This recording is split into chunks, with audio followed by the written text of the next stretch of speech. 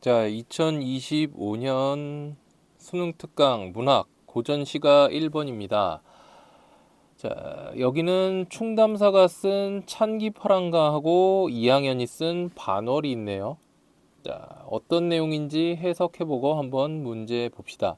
자, 수능에서는 이런 향가나 한시가 나올 때, 자, 이렇게 생각을 해야 돼요. 뭐냐면, 물론 향가는 향찰로 쓰는 거고, 그 한시는 한자로 쓴 거니까 뭐 여러분들 내신 준비할 때 뭐 이게 뭐 어떤 뭐 7원절구, 5원절구가 있고 뭐 향가는 뭐 3단 구성이 있고 낙구에는 뭐 낙구는 뭐 시상의 집약이 있고 뭐 이런 내용들이 있는데 수능은 일단은 그런 거를 묻기보다는 여러분들이 장면을 떠올릴 수 있는 게 포인트예요.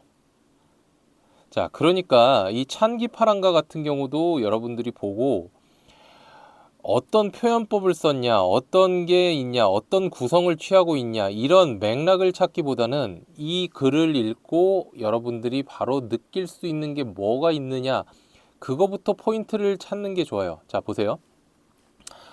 흐느끼며 바라봄에 이슬 밝힌 달이, 지금 화자는 달을 보고 있어요. 흰 구름 따라 떠간 언저리에 모래 가른 물가에 기랑이의 모습일시 수풀이여. 지금 이 사람은 울고 있는 상태에서 달을 보고 있죠. 그러니까 그 달이 이슬이 밝혀져 있는 거예요. 왜? 자기 눈에 눈물이 그릉그릉하니까. 그런데 흰 구름 따라 떠간 언저리에도 모래 가른 물가에도 기랑의 모습이 보여요. 그리고 사실 여기 수풀에도 그 기랑의 모습이 보인다는 거죠. 이론의 자갈벌에서 이거는 그냥 같은 사람이겠죠. 그 기랑이 지니시던 마음의 마음의 갓을 쫓고 있노라. 그 마음의 갓, 이 마음의 갓이라는 거는 뭔진 모르겠는데 이 마음의 갓은 기파랑이 가지고 있던 거죠. 근데 마음의 갓이라 그랬으니까 마음이니까 이거는 기파랑을 따르고 싶다. 그렇게 해석하면 되겠죠. 아, 잣나무 가지가 높아 눈이라도 덮지 못할 고깔이여.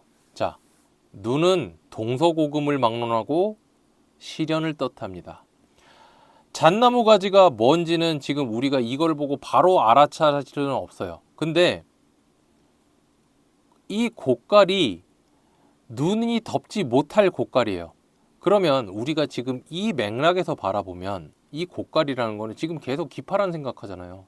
그러면 이것도 하여튼 기파랑의 무엇이라고 생각해야 되는 거죠.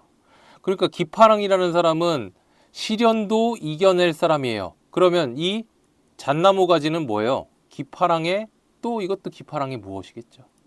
그러니까 제가 일부러 모른 척하고 있는 건데 보통 고깔은 이제 기파랑의 지위를 나타내고 잣나무 가지는 기파랑의 뭐 그 기파랑이 가지고 있던 고귀한 성품 이런 거를 보통 뜻한다 뭐 내신에는 그렇게 나오는데 지금 우리가 이거는 수능 특강으로서 배우는 거기 때문에 수능에서 이런 모르는 작품을 처음 봤을 때 우리가 이걸 어떤 방식으로 읽어야 하는가. 저는 지금 장면이라고 얘기했잖아요. 그러니까 그 장면을 떠올릴 때 지금 제가 말한 것처럼 아, 이게 기파랑이 뭔데?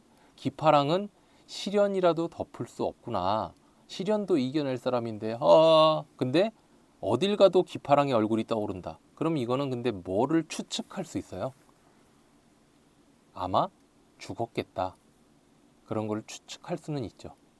그러니까 어딜 가도 기파랑의 얼굴이 떠올라. 뭐 이런 거를 생각해 볼 수는 있겠죠. 자, 나 한번 봅시다.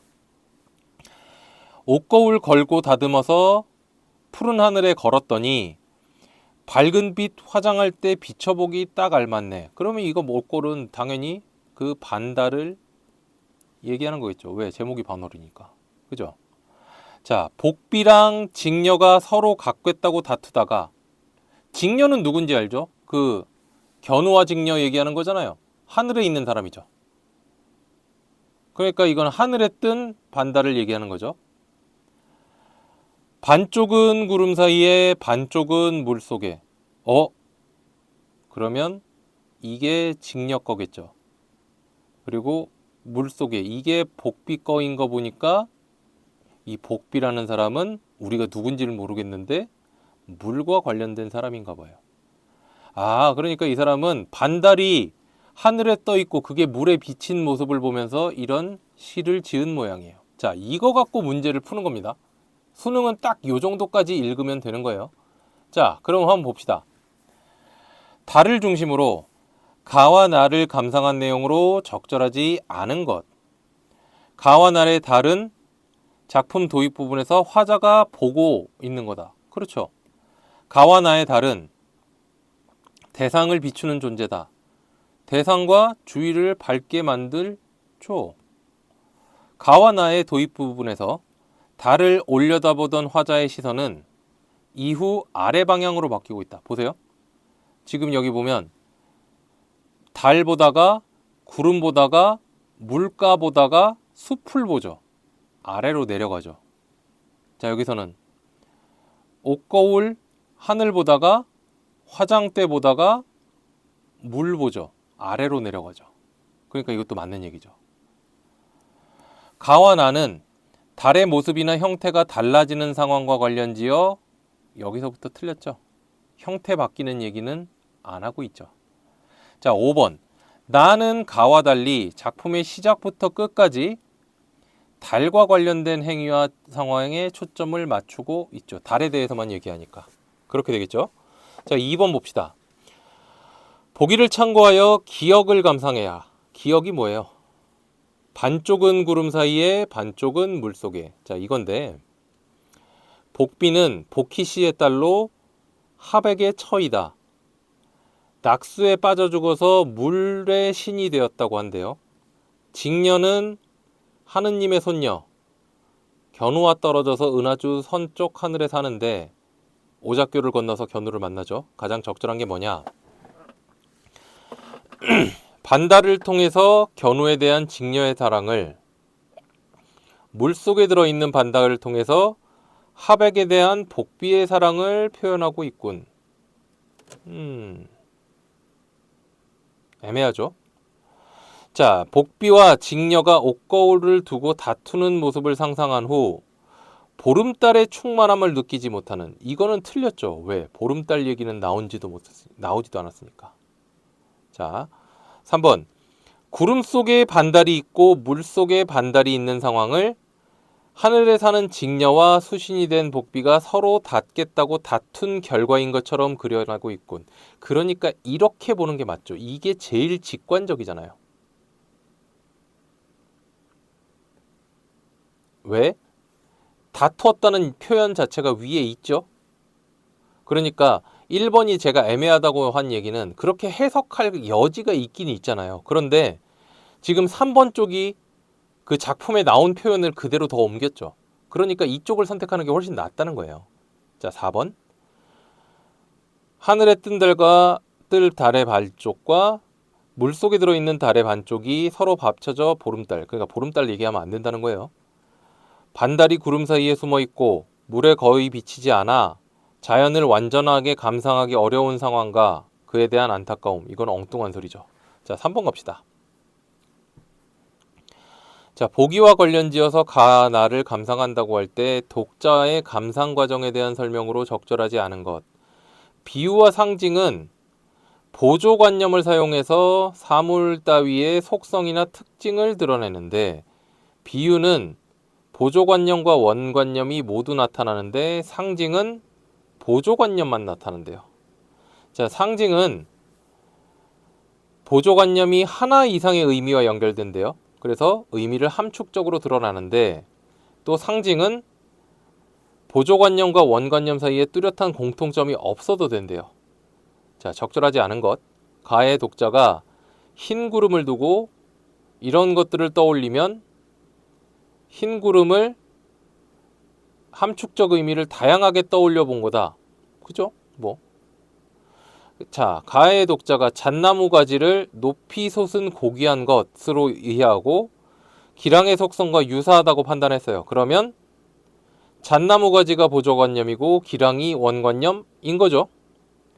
자, 완전히 형식적으로 판단하는 겁니다. 자, 독자가 곡갈이 뭔진 몰라도 기랑의 드높은 절개와 지조를 드러내는 것이라고 판단했다면 곡갈에 상징적 의미를 부여한 거다. 맞죠? 왜? 곡갈에는 절개와 지조라는 어떤 공통점을 찾아내기 어렵잖아요. 그러니까 이건 상징이라고 봐야겠죠. 자, 4번. 옥거울과 벽공을 보고 둥근 달을 빅댄 것이라고 판단했다면 옥거울과 달 사이에 둥그렇다라는 공통적 속성이 있죠. 자, 5번. 나의 독자가 화장이라는 행위에 담긴 속성이 갈고 다듬는 행위와 유사한 것이라고 판단했다면 화장이라는 보조관념을 통해 옥거울의 특징을 드러냈다고 보면 안 되죠. 왜? 옥거울을 보고 화장해야 되는데. 그죠? 그래서 5번이 틀리게 됩니다. 자, 다음 장면으로 넘어가 봅시다.